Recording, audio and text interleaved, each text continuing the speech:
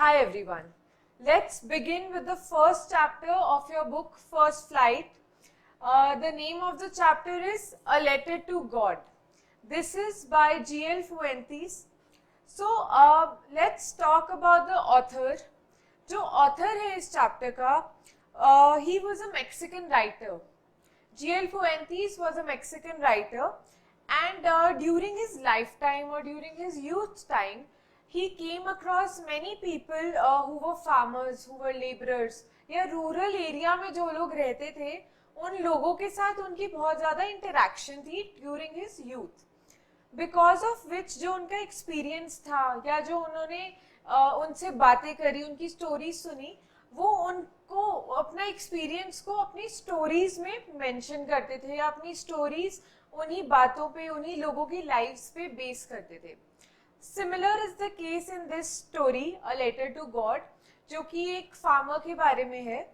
And G.L. Fuentes has beautifully described everything, अपनी उस farmer की फीलिंग्स, क्या सिचुएशन थी, क्या उसके ऊपर बीती, ये सारी बातें उन्होंने अपनी स्टोरी में करी हैं. One of his very famous works is El Nino. ये उनका बहुत माना हुआ काम है, ये story El Nino. So let's talk about the theme of the poem of the chapter, A Letter to God.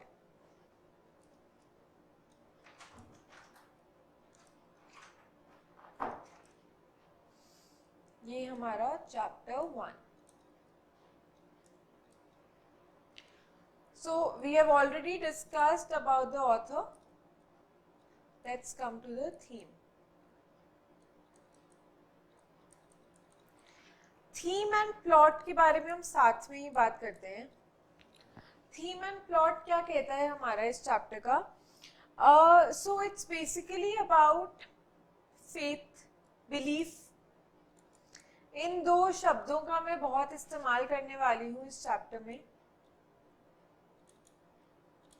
ठीक है. सो जैसा कि मैंने आपको बताया, it is about a farmer.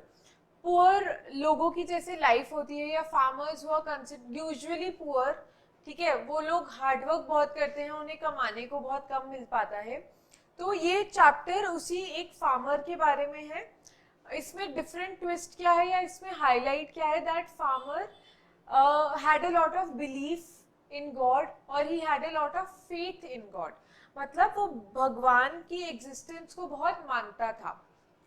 तो हमने अपने आसपास भी ऐसे बहुत लोग देखे होंगे, हो सकता है आपके घरों में भी आपके पेरेंट्स या आप खुद भी भगवान को बहुत मानते हो और आपको ये बिलीफ हो, आपको पूरा कॉन्फिडेंस हो कि जो आप चाहते हैं भगवान जरूर पूरा करेंगे, ठीक है. तो ये होता है बिलीफ. वैसे ही उस फार्मर को था. अब बिलीफ के नाम पे बहुत सारी चीजें होती हैं. बिलीफ के नाम पे हमने देखा है हमारे आसपास लोग कुछ भी करते हैं. बिलीफ एक ऐसी चीज है जिसे कोई तोड़ नहीं सकता, कोई सामने वाला नहीं तोड़ सकता. जब तक आपका खुद का मन है, आप वो चीज, या you will still have faith in God.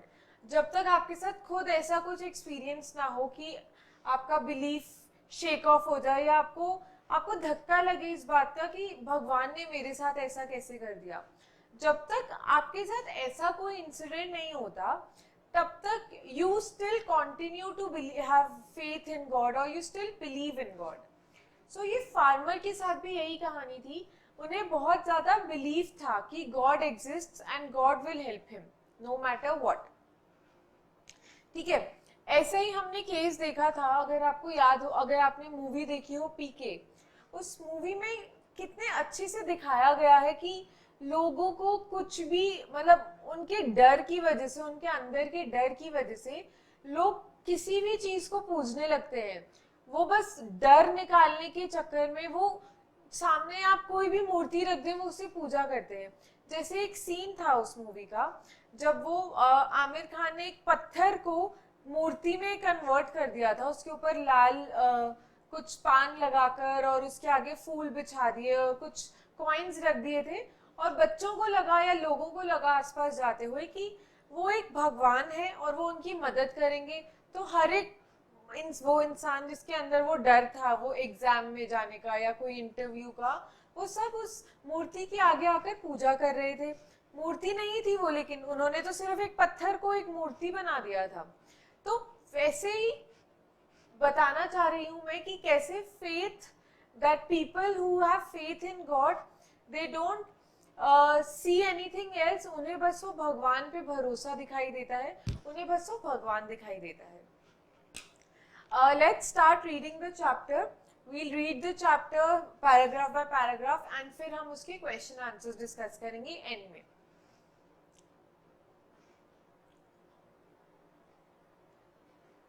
Okay.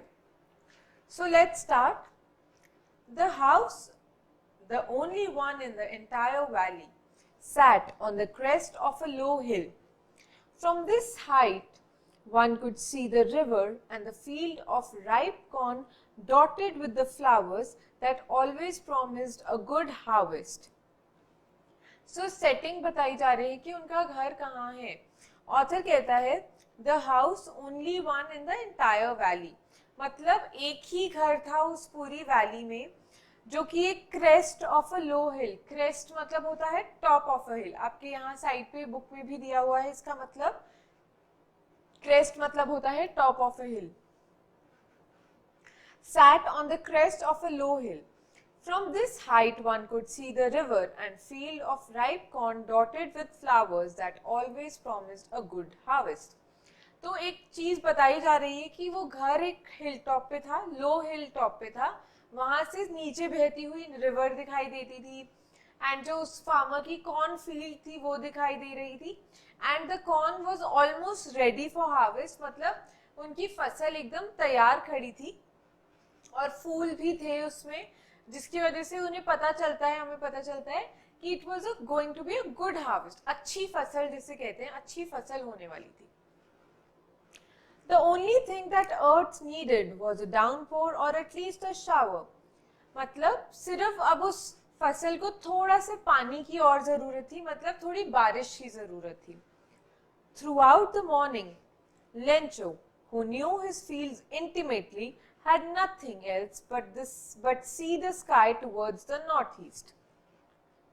तो अब हमें क्या बताना चाह रहे हैं कि लेंचो है, वो फार्मर का नाम है लेंचो, एंड वो बताते हैं कि लेंचो ने और कुछ नहीं चाहा, लेंचो बस ये चाहता था कि वो बारिश हो जाए, उसे पता था उसकी फसल को बारिश की जरूरत है, तो वो बस अंदर से यही फील कर रहा था, यही वो चाहता था कि बारिश हो जाए। और लेंचो एक बहुत ही हार्ड वर्किंग फार्मर था, तो उसे अपनी फसल को अच्छे से जान पहचान थी। इंटीमेटली मतलब ही न्यू हिज क्रॉप्स क्लोजली, मतलब वो अपने फसल को पहचानता था, उनकी नीड्स समझता था, क्या फसल को चाहिए वो समझता था, तो ये सब चीजें उसे सब समझ में आती थी, इसीलिए वो बस विश कर रहा था कि थोड़ी बारिश हो जाए। तो इसीलिए वो बाहर निकल के ऊपर आसमान में देखता है, नॉर्थ ईस्ट साइड मतलब उत्तर दक्षिण की तरफ वो देखता है कि वहां से शायद बारिश हो। Now we are really going to get some water, woman. The woman who was preparing supper replied, Yes, God willing. The older boys were working in the field while the smaller ones were playing near the house until the woman called to them all, Come for dinner. So यहाँ पे बताया जा रहा है कि कैसे Lencho अपनी wife से बात कर रहा होता है कि बारिश जरूर आएगी, एंड वाइफ भी विश करती है, मतलब वो कहती है I wish for the same, कि आई विश बारिश आए और आपकी फसल अच्छे से उगे। और बताया गया है उनके बच्चों के बारे में, 2 बच्चे ऑलरेडी फील्ड में थे और जो छोटे बच्चे थे वो घर के पास खेल रहे थे।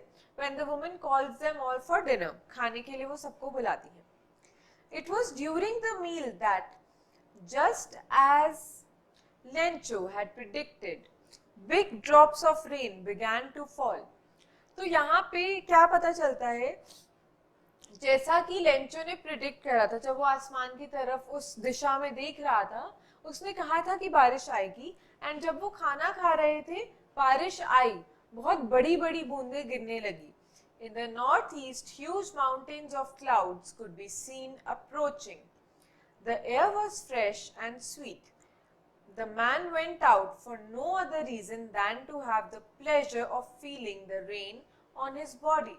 तो लेंचो इतना खुश हुआ सी फार्मर्स के लिए और क्या है खुशी कि उनका हार्वेस्ट अच्छा हो, उनकी फसल अच्छी हो, क्योंकि उनके अर्निंग्स का साधन क्या है, उनकी इनकम कहाँ से आती है, उनके पास पैसे कहाँ से आते हैं।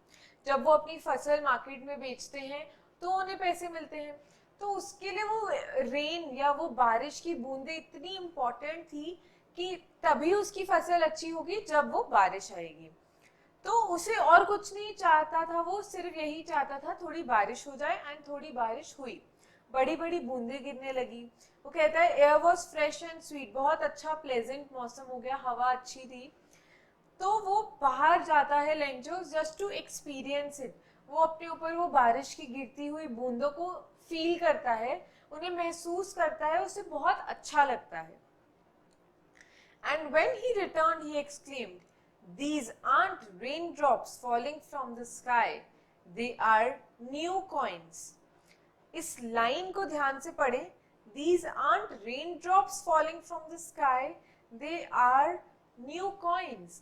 तो यहाँ पे बहुत ब्यूटीफुली क्या बताया जा रहा है कि लेंचो कह रहा है ये बारिश की बूंदे नहीं है, ये पैसे बरस रहे हैं। वो कहता है नए सिक्के गिर रहे हैं। तो आप देख रहे हैं उसकी खुशी कितनी ज्यादा थी, वो इतना खुश था उस बारिश से क्योंकि उसकी फसल अच्छी होने वाली थी। ये सब कुछ सिर्फ वो उस फसल की अच्छे होने के लिए, उसकी सेहत के लिए इतना खुश था लेंचो। सो बिकॉज वो बारिश इतनी इम्पोर्टेंट थी, तो जब वो बारिश गिरेगी, फसल अच्छी होगी, वो बेचेगा तो उसे ज्यादा पैसे मिलेंगे।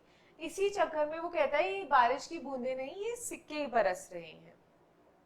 ठीक है, The big drops are 10 cent pieces and the little ones are 5. वो कहता है जो बड़ी बूंदे हैं वो ज्यादा पैसे हैं, मतलब 10 cents है, जो छोटी बूंदे हैं वो 5 cents है, कम पैसे हैं। With a satisfied expression, he regarded the field of ripe corn with its flowers, draped in a curtain of rain. आप देख रहे हैं कैसे डिस्क्राइब करा गया है पूरे सीन को। Satisfied expression किसका? लेंचो का। He was so content, वो इतना खुश था, वो इतना satisfied था कि he regarded the field of ripe corn with its flowers draped in a curtain of rain. कहते हैं जैसे पर्दे, draped मतलब होता है covered, enveloped था वो सारा कुछ। कहते हैं वो इतना खुश हुआ उस रेन की वजह से, जो पूरी फील्ड जो है उसकी कॉर्न फील्ड वो एकदम एनवेलप थी, मतलब ढकी हुई थी बारिश में। तो वो इस चीज को देख के बहुत ज्यादा खुश था, उसके चेहरे पे वो खुशी थी, वो सेटिस्फैक्शन थी कि भगवान ने उसकी सुन ली, ऐसा उसे फीलिंग आ रही थी। But suddenly a strong wind began to blow, and along with the rain very large hailstones began to fall. ये लाइन but suddenly मतलब अब कुछ ट्रांजिशन होने वाला है, अभी तक जो चल रहा था उससे हटकर कुछ होने वाला है। But suddenly a strong wind began to blow, and along with the rain very large hailstones began to fall. कहते हैं एकदम से क्या हुआ, बहुत तेज से झोंका आया हवा का, और साथ ही साथ क्या आया, हेलस्टोन्स। हेलस्टोन्स मतलब ओले, ओले पड़ने लगे। पहले बारिश हो रही थी, अब ओले पड़ने लगे। These truly did resemble new silver coins. ये इतने बड़े थे कि असल में सिक्कों की तरह बड़े थे, और मतलब ऐसा ही लग रहा था सचमुच सिक्के बरस रहे हैं। पहले तो वो सिर्फ इमेजिन कर रहा था कि ये बारिश की बूंदे नहीं है, ये सिक्के बरस रहे हैं। लेकिन ये जो हेलस्टोन्स थे, हेलस्टोन्स मतलब जो ओले गिर रहे थे सफेद सफेद, वो ऐसा लग रहा था कि सचमुच सिक्के बरस रहे हैं। These truly did resemble new silver coins. The boys, exposing themselves to rain, ran out to collect the frozen pearls. वो बच्चे इतने खुश हुए देखकर, वो अलग एक्साइटेड हुए। क्यों? ओले देखकर एक्साइटेड हुए। वो उन सबको कलेक्ट करने चले गए, वो खेलने चले गए बाहर। It's really getting bad now, exclaimed the man. I hope it passes quickly. अब लेंचो थोड़ा परेशान होने लगा, जैसे ही वो तेज हवा का झोंका आया, वो थोड़ा परेशान होने लगा, क्योंकि वो बहुत ज्यादा ओले गिर रहे थे और मौसम खराब हो रहा था। तो वो कहता है I hope it passes quickly, वो होप कर रहा था कि मैं चाहता हूं कि ये जल्दी खत्म हो जाए, रुक जाए। It did not pass quickly. For an hour the hail rained on the house, the garden, the hillside, the cornfield, on the whole valley. वो कहता है कि सब तरफ हेल ओले पड़ रहे थे, सब तरफ उसके घर के पास, उसकी कॉर्नफील्ड में, हिल साइड पे मौसम बहुत खराब था। मौसम जल्दी ठीक नहीं हुआ। वो जो होप कर रहा था काश ये अब रुक जाए, वैसा नहीं हुआ। सो वो कहता है the field was wild as if covered with salt. इतने ओले गिरे, वो सफेद सफेद इतनी बॉल्स हो गई, दूर से देखो तो ऐसा लग रहा था पूरी फील्ड सॉल्ट से, मतलब नमक नमक गिरा हुआ है सब जगह, इतना वाइट हो गया आसपास सब कुछ ओलों की वजह से। तो it's just the author is just helping us describe the scene. वो हमारे दिमाग में एक पिक्चर पेंट कर रहे हैं कि कैसे नजर आ रहा था सब। Not a leaf remained on the trees. The corn was totally destroyed. The flowers were gone from the plants. Lencho's soul was filled with sadness. When the storm had passed, he stood in the middle of the field and said to his son, a plague of locusts would have left more than this. The hail has left nothing. This year we have no corn. अब एक sadness या एक sad tone आ जाती है story में हमारी, जब वो डिस्क्राइब करते हैं इस हेल स्टॉर्म के बाद का नज़ारा कैसा था। एक भी पत्ता नहीं रहा पेड़ पर, इतनी तेज वो ओले गिरे कि सब पत्ते झड़ गए, एक पत्ता नहीं रहा पेड़ों पर। कॉर्न फील्ड जो उसकी थी वो पूरी तरह तबाह हो चुकी थी। सारा क्रॉप, खड़ा फसल उसकी जो थी, खड़ी फसल, वो सब तबाह हो चुकी थी because of this heavy rainfall या ओलों की वजह से। फ्लावर्स सारे जो हमें दिखाई दे रहे थे स्पॉट्स की तरह, वो सब खत्म हो गए थे, वो सब नाश हो गए थे। और लेंचो बहुत उदास था। क्यों उदास था? क्योंकि उसकी पूरी फील्ड तबाह हो गई।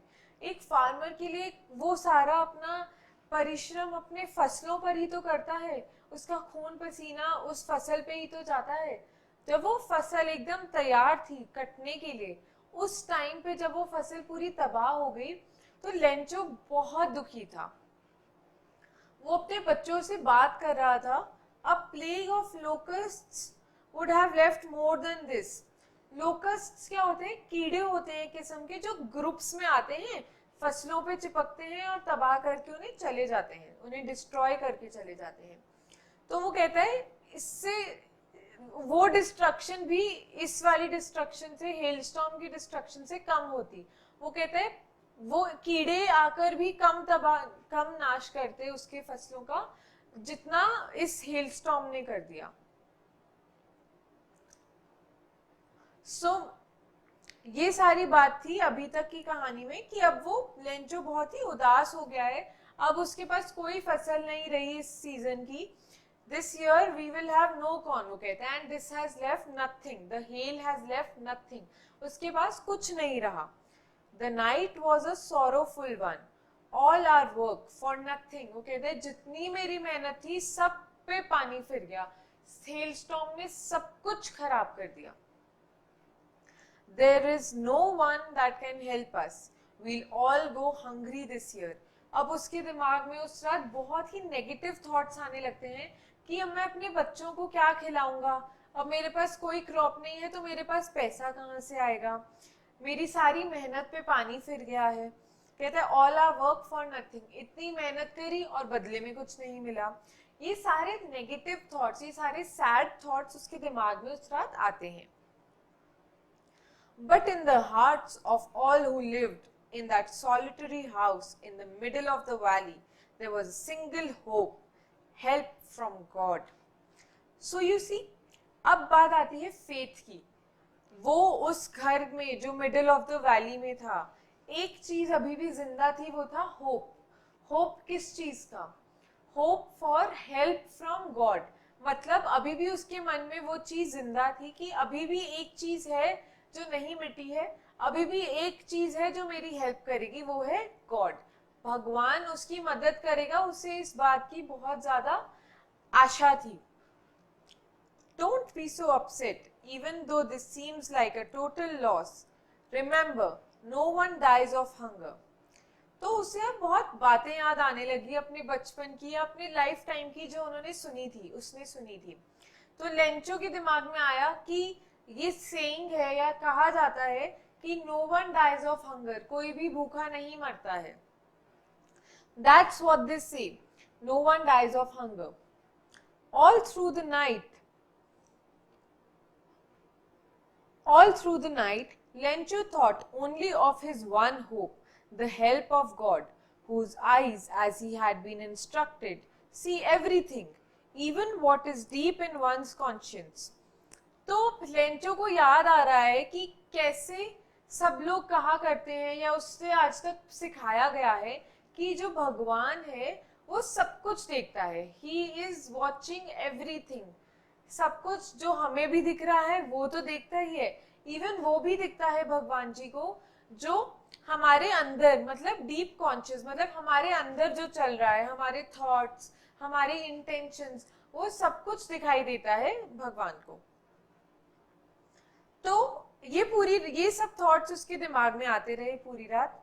Lencho was an ox of a man working like an animal in the fields, but still he knew how to right.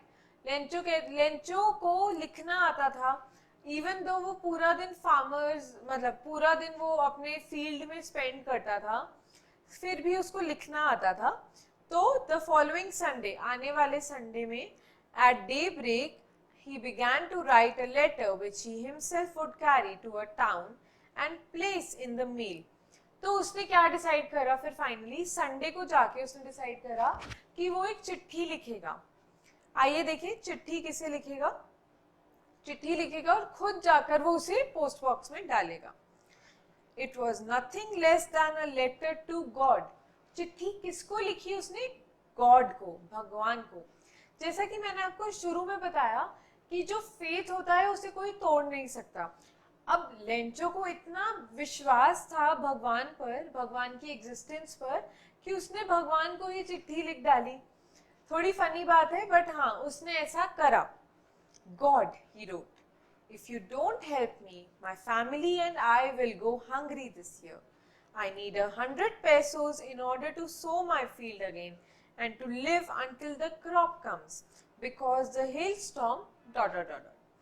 तो यहाँ पे उसकी लेटर के बारे में बताया जा रहा है. उसने लेटर में लिखा क्या? उसने अपनी लेटर में लिखा, डियर गॉड, मुझे इतने पैसों की जरूरत है, please if you don't help me, मतलब अगर आपने मेरी मदद नहीं करी तो मैं और मेरी फैमिली हम भूखे मर जाएंगे. कहता है मुझे सिर्फ 100 पेसोस की जरूरत है. क्यों? कहता है मुझे सिर्फ तब तक के लिए वो पैसे चाहिए कि मैं उससे नए बीज खरीद पाऊं और उन बीज को बोकर मैं वो क्रॉप खड़ा कर पाऊं. जब तक वो क्रॉप खड़ा नहीं होता, जब तक मैं उसे बेचता नहीं, तब तक हमारा सर्वाइवल हो जाए. वो इतने टाइम के लिए ही वांटेड कि उसको 100 पैसों की रिक्वायरमेंट की जो भगवान से मांगता है. He wrote to God on the envelope, put the letter inside, and still troubled, went to town. At the post office, he placed a stamp on the letter and dropped it into the mailbox. अब उसने envelope में अपनी letter लिखकर डाल दी और उस letter के ऊपर एड्रेस किसको करा? To God. बस इतना ही लिखा उसने एनवेलप पे, टू गॉड. ये करके उसने वो लेटर पोस्ट बॉक्स में डाल दी. नेक्स्ट पैराग्राफ पे जाते हैं. अब उसने जब लेटर पोस्ट कर दी उसके बाद क्या होता है? One of the employees, who was a postman and also helped at the post office, went to his boss and laughing heartily and showed him the letter to God. अब वो जो post master होता है जिसने letter collect करी होती है वो पढ़ता है, अरे इस पे लिखा है लेटर टू गॉड, मतलब टू गॉड का एड्रेस है. तो उसे बहुत हंसी आ जाती है ये पढ़ के कि ये कैसा एड्रेस है, उसने ऐसा कभी नहीं देखा होता. तो वो चिट्ठी लेकर अपने बॉस के पास चले जाता है पोस्ट ऑफिस. जब वो अपने बॉस को दिखाता है उसका बॉस भी बहुत जोर से हंसता है. Post master also laughs heavily. तो never in his career as a postman had he known that address. उससे वो एड्रेस नहीं पता था. वो इतना फनी होता है कि टू गॉड कौन लिखता है, ऐसे लेटर कौन पोस्ट करता है? The postmaster, a fat amiable, amiable का मतलब होता है फ्रेंडली एंड प्लेजेंट, जैसा आपकी बुक में भी लिखा हुआ है, मतलब बहुत ही घुल मिल जाने वाला बंदा, कि वो थोड़ा मोटा था और बहुत ही फ्रेंडली था, the postmaster. Also broke out laughing, but almost immediately he turned serious and tapping the letter on his desk commented, "What faith! I wish I had the faith of the man who wrote this letter. Starting up a correspondence with God." वो postmaster पहले तो देखते ही बहुत हंसता है, उसे बहुत जोर से हंसी आती है, फिर सडनली वो रुक जाता है, वो थोड़ा सीरियस हो जाता है, फिर वो बोलता है व्हाट फेथ, मतलब कहता है काश मेरे पास भी इतना फेथ होता गॉड में कि मैं सीधा भगवान को ही लेटर लिख देता। वो बहुत सरप्राइज्ड हो जाता है कि इतना फेथ किसी में कैसे हो सकता है। आगे पढ़ते हैं। सो in order not to shake the writer's faith in God, the postmaster came up with an idea, answered the letter, but when he opened it, it was evident that to answer it he needed something more than goodwill, ink and paper. But he stuck to his resolution. He asked for money from his employees. He himself gave part of his salary, and several friends of his were obliged to give something for an act of charity. इस पूरे paragraph में क्या बताया गया है कि अब in order not to shake the writer's faith in God, अब पोस्टमास्टर ने मजाक मजाक में बहुत जोर से वो हंसा और फिर वो सीरियस हो गया एकदम से कि किसी ने बहुत फेथ के साथ या बहुत होप के साथ ये लेटर लिखा होगा, तो उसने सोचा मन में या उसने डिसाइड करा कि वो इस लेटर का जवाब जरूर देगा। अब उससे जवाब देने के लिए उसने लेटर को खोला। अब लेटर खोलते ही जब उसने पढ़ा तो पता चला कि इसका जवाब देने के लिए सिर्फ पेन और पेपर की जरूरत नहीं है या सिर्फ अंदर से इच्छा की जरूरत नहीं है, इसके लिए हमें पैसे भी देने पड़ेंगे। लेकिन क्योंकि पोस्टमास्टर ने सोच ही लिया था कि वो रिप्लाई करेगा इस लेटर का, तो वो पैसे भी इकट्ठे करने लगता है। वो अपने आसपास अपने कलीग्स को और खुद भी थोड़े थोड़े पैसे जितने वो निकाल पाए उतने वो चैरिटी के नाम पर सब लोग वो पैसे इकट्ठे करते हैं। It was impossible for him to gather together the 100 pesos, so he was able to send the farmer only a little more than half. Little more than half मतलब 100 का आधा 50, 50 से थोड़े ज्यादा पैसे ही वो इकट्ठे कर पाते हैं आपस में मिलकर। वो 100 नहीं, वो 50 से थोड़े ज्यादा पैसे सिर्फ उतने ही इकट्ठे कर पाते हैं। He put the money in an envelope, addressed it to Lencho, and with it a letter containing only a single word as a signature, God. तो पोस्टमास्टर क्या करता है, वो भी उस लेटर को सिर्फ गॉड उस लेटर पे लिखता है, साथ में पैसे डालता है जितने उनसे इकट्ठे हुए थे और वो लेंचो के नाम पे पोस्ट कर देता है। The following Sunday, Lencho came a bit earlier than usual to ask if there was a letter for him. अब लेंचो जिसने लास्ट संडे अपनी लेटर पोस्ट करी होती है, वो तो पूरा हफ्ता इसी होप में था कि वो लेटर का जवाब आएगा। वो इतना कॉन्फिडेंट था कि लेटर का जवाब आएगा कि वो अगले संडे थोड़ा टाइम से जल्दी ही पहुंच जाता है एंड चेक करता है उसके नाम से कोई लेटर आई कि नहीं आई। It was the postman himself who handed the letter to him, while the postmaster, experiencing the contentment of a man who has performed a good deed, looked on from his office. अब जो postman जिसने वो letter इकट्ठी करी थी, जिसने वो letter निकाली थी, वो ही पोस्टमैन उसको वो लेटर का रिप्लाई पकड़ाता है। एंड जो पोस्ट मास्टर है जिसने इतना अच्छा काम करा होता है, जिसने वो चैरिटी सबको मिलजुल कर पैसे सबसे इकट्ठे करे होते हैं, वो अंदर से बस झांकता है, देखता है और ही फील्स वेरी सेटिस्फाइड, उसे बहुत अच्छा लगता है कि उसने एक नेक काम किया। Lencho showed not the slightest surprise on seeing the money. Such was his confidence. But he became angry when he counted the money. God could not have made a mistake, nor could he have denied Lencho what he had requested. Lencho जैसा कि मैंने आपको बताया बहुत confident था, he was very sure कि उसका जवाब आएगा, उसे वो लेटर का जवाब मिलेगा और उसे साथ ही वो पैसे भी मिलेंगे। उसने जैसे ही लेटर खोली, खुश होने की बजाय, बहुत चौंकने की बजाय, वो बहुत गुस्सा हो जाता है। क्यों? क्योंकि जब वो पैसे गिनता है तो वो पैसे पूरे नहीं होते। उसने 100 पीसोस की रिक्वेस्ट करी थी, लेकिन उस एनवेलप में पूरे 100 पीसोस नहीं होते, तो उसे बहुत गुस्सा आता है। इंस्टेड ऑफ गेटिंग हैप्पी और instead of showing some gratefulness, वो गुस्सा हो जाता है, he gets angry. Immediately, Lencho went up to the window to ask for paper and ink. On the public writing table, he started to write with much wrinkling of his brow, caused by the effort he had to make to express his ideas. When he finished, he went to the window to buy a stamp, which he licked and then affixed to the envelope with a blow of his fist. तो अब वो क्या करता है Lencho, जैसे ही वो check करता है कि उसके एनवेलप में कम पैसे हैं, वो गुस्से में क्या करता है, जाता है विंडो पर, पोस्ट ऑफिस की पेपर और पेन मांगता है, पेपर और इंक मांगता है, और उस पर कुछ लिखना शुरू हो जाता है। बहुत ही अपने उसके एक्सप्रेशंस बहुत इंटेंस होते हैं, ऐसे अपनी आईब्रोज वो रिंकल करता रहता है और कुछ सोचते हुए वो कुछ लेटर लिखता है। और लेटर लिखने के बाद वो एक स्टैम्प खरीदता है, उसे अपनी थूक से वो चिपकाकर उसे अपनी फिस्ट मतलब ऐसे उस पे उसे स्टिक करता है। The moment the letter fell into the mailbox, the postmaster went to open it. It said, "God, of the money that I asked for, only 70 pesos reached me. Send me the rest, since I need it very much. But don't send it to me through the mail, because the post office employees are a bunch of crooks." Lencho. तो देखा आपने कैसे वो Lencho blame करता है post office के employees को और पोस्ट मास्टर को कि उसे वो 100 की जगह जो 70 पीसोस मिले, उसे लगता है वो बाकी के 30 पीसोस वो पोस्ट ऑफिस वालों ने खा लिए या उन्होंने निकाल लिए।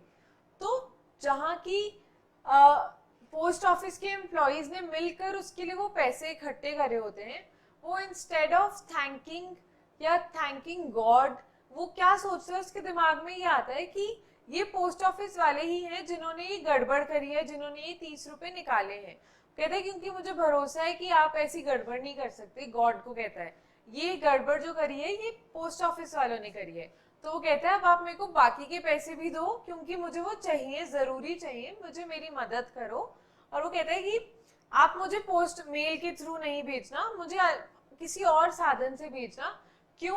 क्योंकि उसे लगता है कि पोस्ट ऑफिस वाले उसके पैसे निकाल लेते हैं। He calls them a bunch of crooks. So यहाँ पे यही बात करी गई है कि कैसे लेंचो बिना कुछ सोचे समझे सीधा उन्हीं लोगों को ब्लेम करता है जिन लोगों ने एक्चुअली में उसकी मदद करी थी। That is the power of faith. क्योंकि उसे भगवान पर इतना भरोसा था कि उसे 1% भी या 1 सेकंड के लिए भी नहीं लगा कि भगवान ने ऐसा कुछ गलती करी है। उसे पूरा कॉन्फिडेंस था कि भगवान ने ही उसकी मदद करी है और किसी ने उसकी मदद नहीं करी है।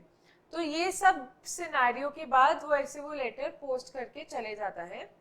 Now this is how the story has been ended very abruptly, but yes with a message की without even giving it a thought Lencho ने सीधा ब्लेम करा किन पे, उन्हीं लोगों पर जिन लोगों ने उसकी एक्चुअली में मदद करी थी। So that's it about the story. Now we are going to discuss some question answers, and I'll be writing down the questions and we'll discuss the answers. So बात करते हैं क्वेश्चन नंबर 1 की। Question number 1 कुछ इस तरह है, why did Lencho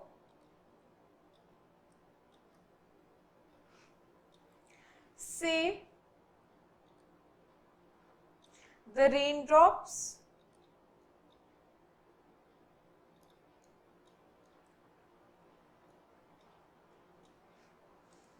were like new coins.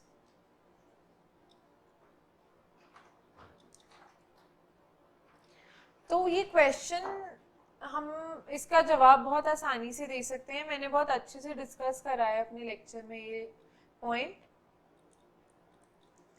Rain drops को compare किया गया था किससे? न्यू कॉइन्स से। क्यों? क्योंकि रेन ड्रॉप्स जो हैं सो जैसा हमें स्टोरी के कॉन्टेक्स्ट में बताया गया था that Lencho's crops were ready for harvest, है ना, हमें बताया गया था कि उसका फसल एकदम तैयार खड़ी थी। So Lencho's crops were ready for harvest, were ready for harvest.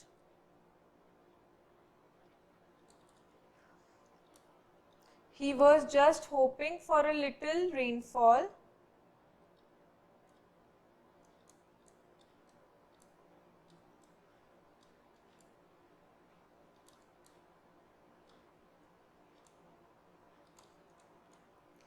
Since the cornfield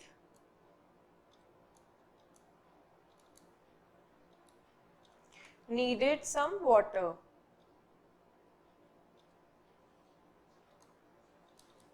ठीक है, आप ये लिखेंगे।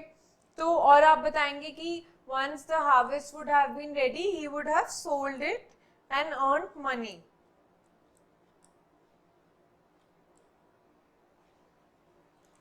Hence, the raindrops have been compared to new coins because these raindrops would have helped him earn that money, or these raindrops would have helped him have a good harvest, which he would have sold, or the crops which he could have sold to the market, he would have earned money from it. इसीलिए यहाँ पे raindrops को new coins से compare किया गया है। Let's talk about the second question. Question number 2 है, who does Lencho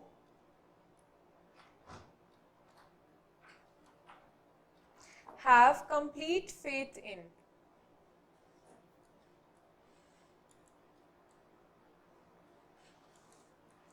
इसका जवाब तो हम सबको ही पता है, Lencho had complete faith in God. He was so confident कि God उसकी help करेगा. He had that belief and that hope that nobody dies of hunger. You can write down that line. He had that belief that nobody dies of hunger. Also एक और line use हुई थी chapter में, God sees everything and God is present everywhere.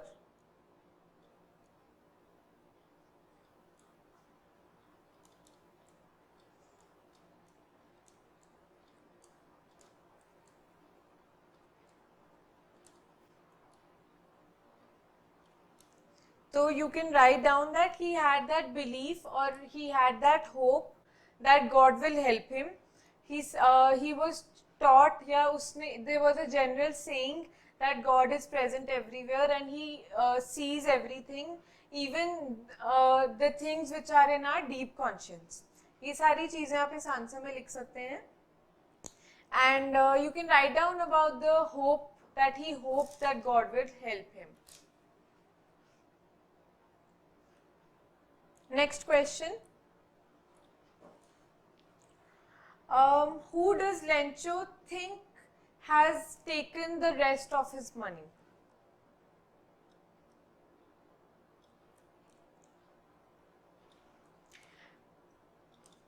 तो जब वो God को address करके लेटर लिखता है,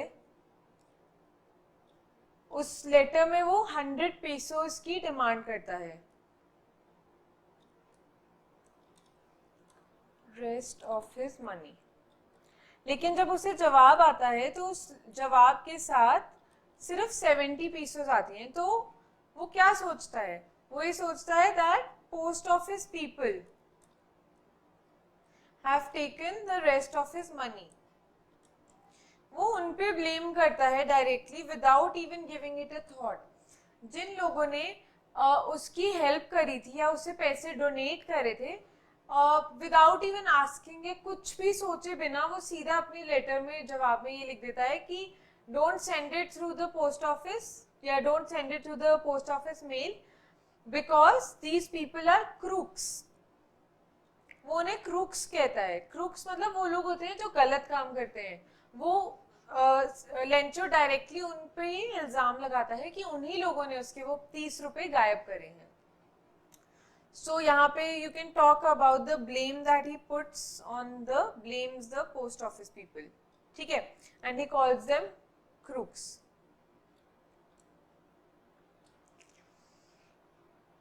okay, next question. This is a very basic question, but you should know this question. You can just write down the character sketch of Lencho. ये पूरी story को ध्यान में रखते हुए आपने लेंचो के बारे में क्या समझा, लेंचो कैसे टाइप का इंसान है, उसके बारे में हम बात कर रहे हैं. Write down the character sketch of Lencho. ठीक है, तो हम देखते हैं. सबसे पहले हमें क्या पता चलता है, Lencho was a hard working farmer.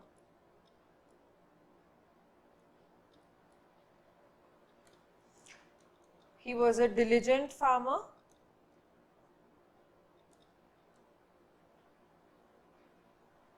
Hard working क्यों? क्योंकि हम देखते हैं उसकी फसल एकदम तैयार खड़ी है. he intimately knows his field या he intimately knows his crops. एकदम अच्छे से आप किसी चीज को कैसे जानते हैं, या वो अपनी फसल को इतने अच्छे से कैसे जानता था? क्यों? क्योंकि वो इतने क्लोजली काम करता था, वो बहुत हार्ड वर्क करता था, बहुत ज्यादा टाइम लगा देता था अपनी फसल को, अपने फील्ड को.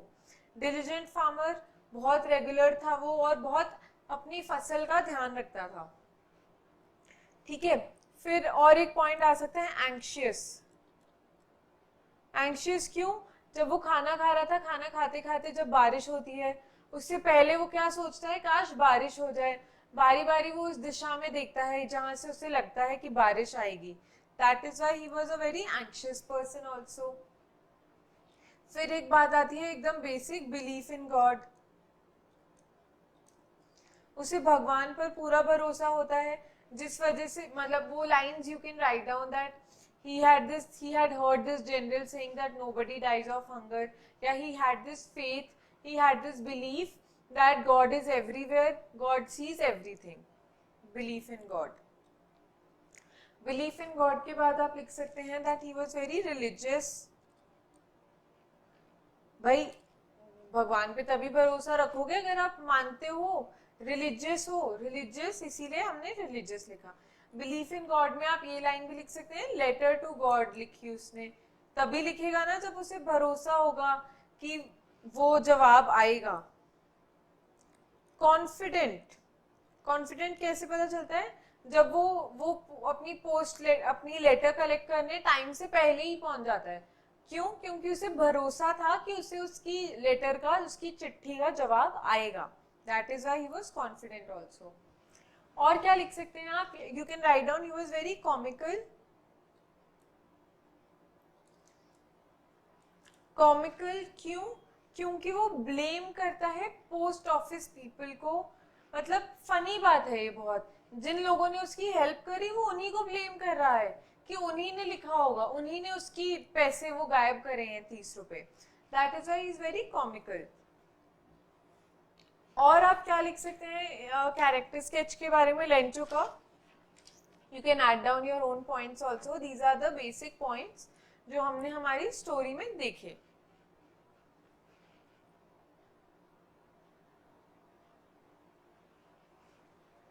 नेक्स्ट क्वेश्चन या लास्ट क्वेश्चन है जो हमारा इस चैप्टर का, वो है why does the postmaster send money to Lencho?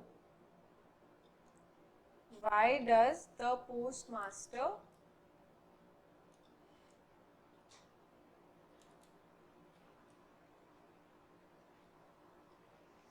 send money to Lencho.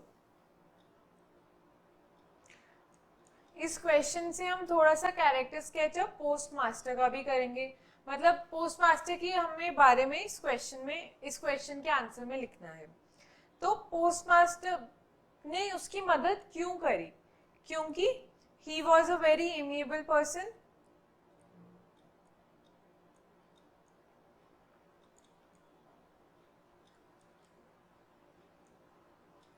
पहले तो वो हंसा लेकिन बाद में वो सीरियस हो गया, उसने डिसाइड कर लिया that he will help him out, चाहे जो मर्जी हो वो हेल्प करेगा।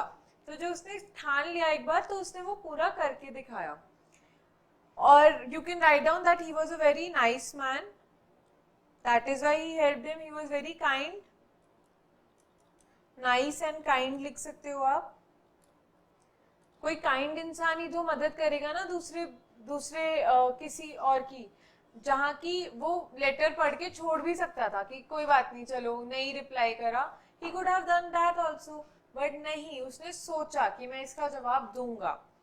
क्यों दूंगा? Because he did not want to shake off Lencho's faith in God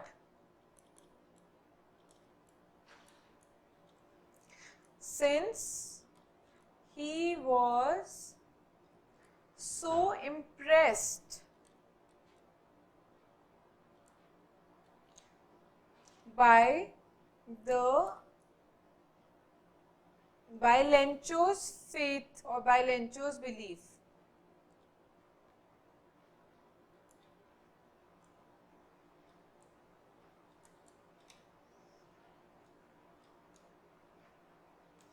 faith or belief in God.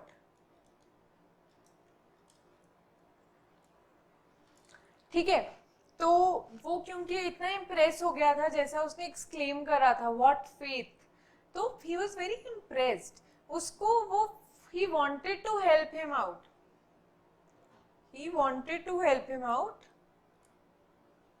wanted to help a person in need, तो उसको हेल्प करने के चक्कर में वो सबसे, and hence he asks for charity और donations from his colleagues or from people around.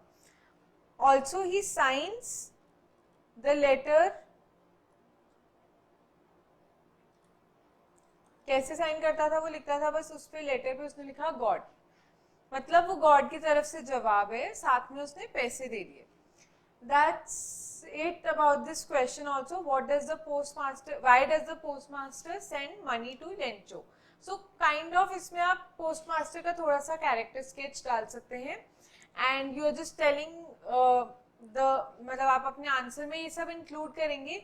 वो इसीलिए मदद करता है क्योंकि he was so impressed by Lencho's faith in God, और वो उस faith को हिलाना नहीं चाहता था।